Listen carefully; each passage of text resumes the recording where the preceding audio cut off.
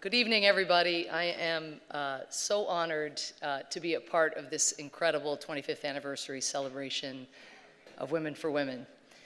You out there who have built this remarkable organization from the ground up, and you out there who have supported it, should take a moment to marvel at the journey that you have traveled together and the lives that you have changed.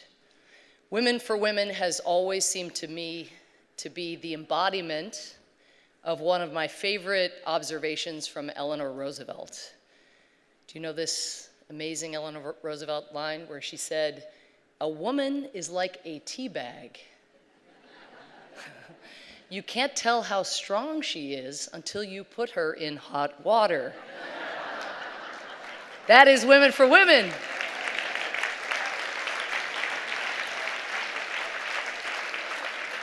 But tonight is, of course, more than a celebration of your grit and your resilience and your vision.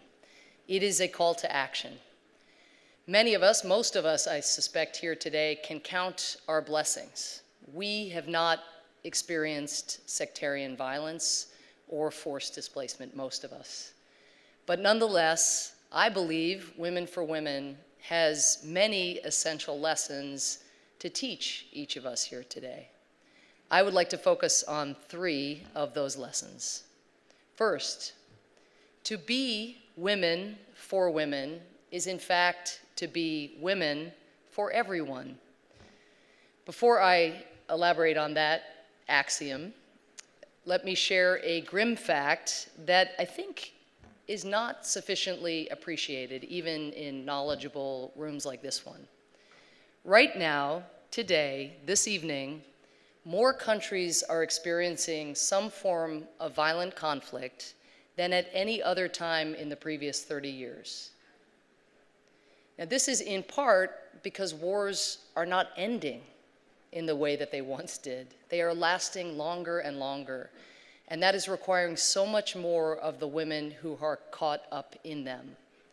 Conflicts that back in the year that I was born, 1970, lasted on average 9.6 years. Today, or back in 2014, the last time they've measured this, conflicts that ended that year lasted on average 26.7 years.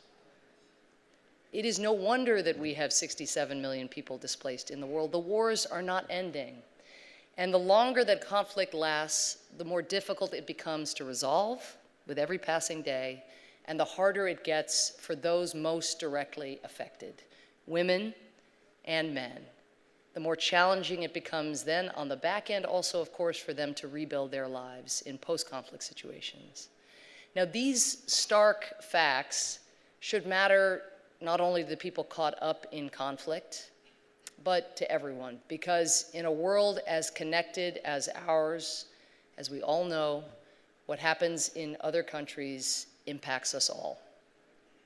When an armed conflict today, as in this day, impedes our ability to stymie an outbreak of Ebola in the Democratic Republic of Congo, that outbreak can spread and can become a global epidemic. Closer to home, does anybody here doubt that the large refugee and migrant flows of 2014, 2015, which stemmed from conflict and from deprivation, does anybody doubt that those played important roles, maybe even pivotal roles, in both Brexit and in the 2016 US presidential election, both of which were settled by razor-thin margins? We are connected. There is no over there in the way that there might once have been. So we could discuss countless examples, but the bottom line is that it is in everyone's interest to reduce the length and the intensity and just the sheer number of conflicts around the world. But what does empowering women have to do with all of that? Those of us who believe that gender equality merits a very, very prominent place on the international agenda, at places like the UN Security Council, have often made the case that more equal societies are also more likely to be strong democracies. They're more likely to bring to bear more robust economies. Both of these facts, as you all know, are true. But it turns out that additionally, one of the best predictors of a state's peacefulness, that is, whether it has conflict, internal or external, is the way that women are treated within that state. This may seem like a jump to some. It may seem like political correctness to others. But allow me to quote from an impressive piece of scholarship that examines this question, which finds that there is a strong and statistically significant relationship between women's security and lasting peace. I quote, "We have found in conventional, aggregate, empirical testing that the best predictor of a state's peacefulness is not its level of wealth or its level of democracy. The very best predictor of a state's peacefulness is its level of violence against women," end quote. The authors conclude their book on the topic, aptly titled Sex and World Peace, but don't let that fool you. It's a very empirically grounded book. They conclude, quote, "The days when one could claim that the situation of women had nothing to do with matters of national or international security are, frankly, over," end quote. Now, what this tells us is that the work of Women for Women is not just a gender issue. It's not just a moral issue. It's not just a humanitarian issue. We know it is all of those things. But building a society where women are safe, equal, and thriving is fundamentally an issue of great importance to the cause of peace, a cause that, given the grim statistics I started with, a cause that is more urgent now than at any time since the founding of this remarkable organization. The second lesson I draw from Women for Women is that what we see and what we don't see matters hugely. Many of the participants in Women for Women programs first learned of these programs from a neighbor or from a family member who was taking part. Some who've joined the program simply encountered a Women for Women graduate doing something in their town that may have seemed a little out of the ordinary, like starting their own business, managing their own finances, or organizing people to stand up against discrimination that had persisted unchallenged for years. Think, and we've heard about this already tonight, but think for a second of the exponential impact that the first determined individuals who participated in your program 25 years ago have now had on the hundreds of thousands of women who have come after them. And remember, and we know this from our own lives, the impact that just one changed life can have on the trajectory of a family, of a community, and eventually on the sense of possibility in an entire nation. I know this firsthand a little bit as well. For a good chunk of the time that I had the privilege of serving at the UN as President Obama's UN ambassador, I was the only woman ambassador who sat on the UN's most influential body, the UN Security Council. And I would sit in the open chamber, which you've seen so many times on television, not so far from here, and I would look up in the gallery and watch school groups getting escorted into the viewing area where they sat and they listened to our debates.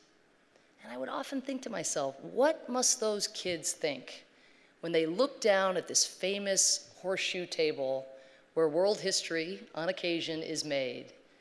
Surely the ambition, or at least the sense of possibility of the girls in those school groups will be influenced by this sight, this anachronistic sight of one woman seated beside 14 men in the UN Security Council. And the boys too, I would think. They'll look down and assume that what they're seeing in 2016, that's normal. Contrast this with an experience I had for 1 year, also while I was UN ambassador, when I sat on the UN Security Council along with 4 other women ambassadors from Jordan, Lithuania, Luxembourg, and Nigeria. This, in the history of the UN, the then 70-year history of the UN, was the highest number of women ever to serve on the Security Council at the same time, just 5, but still 5, better than 1.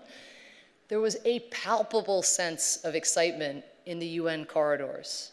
Young women would come up to me, it will not shock you to hear, in the women's restroom, in order to say how heartened they were just to see me and my women colleagues duking it out with our male counterparts in the Security Council on matters of war and peace. And just think about how they think about what's possible for their lives and for the impact they can make. The women served by Women for Women and its partners have affected, in some of the most dangerous, in some of the most difficult circumstances, what seems natural in their communities. And no matter what each of us do as we go forth later this evening, no matter what we do in our daily lives, each of us has a chance to do the same, to never forget that what each of us can help others see matters greatly. Third, and finally, the last lesson I draw this evening from Women for Women, shrink the change. Shrink the change. So, I don't know about you, but I, and a lot of the people I know well, are feeling a little small at the moment next to the problems that are confronting us in the world. The problems are feeling inordinately large, and our capacity for impact is feeling incommensurate to what greets us every day when we make the mistake of reading the newspaper or checking our Twitter feed. Women for Women shows us something essential, I think, in the face of big and daunting problems, which is there is always something we can do. There's always something. And I get this phrase, shrink the change, from a wonderful book that I recommend called Switch, How to Change Things When Change is Hard. And this book stresses the importance of resisting the temptation in the face of really big problems to pursue comparably large remedies. Instead, it notes the incommensurability, actually, of a worthy solution, the size of that solution, in contrast to the mammoth size of the problem. We need to do what it is in our power to do. The problems in conflict-affected areas are as overwhelming and as intractable, it feels, as any problems on this earth can get, I believe it's fair to say. And yet, Women for Women comes along, teaches marketable job skills, helps people get microcredit, helps them open their savings account, offers training on nutrition or reproductive rights, connects survivors of conflict with psychosocial support. Now these steps, these programs, these seem tiny next to conflict and displacement, next to the scale of harm that is out there. But the truth is, the scale of the changes that we mortals can make is often small. But at its best, it is going to make a difference in someone's life. And Women for Women reminds us, and the women who have been through the Women for Women programs remind us above all, never, ever to diminish the importance of making small change. Never allow yourself to think, I'm just addressing symptoms, not causes. Who are the symptoms? The symptoms of the world's biggest challenges are human beings whose lives it is in our power to affect. And Women for Women, I think, shows us that by shrinking the initial change, we may not be changing the entire world, but we are changing someone's world.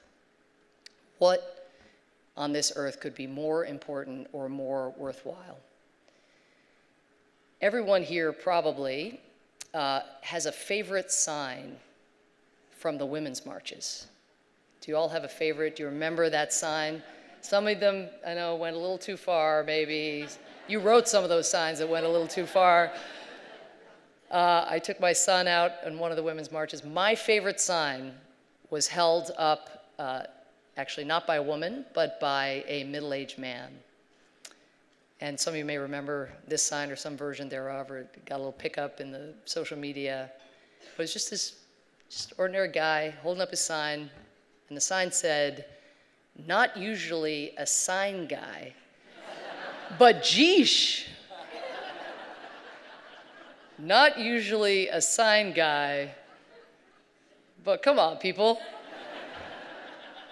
So my parting challenge to myself and to all of you is, what are we each normally not that these times require us to be, that these women inspire us to be?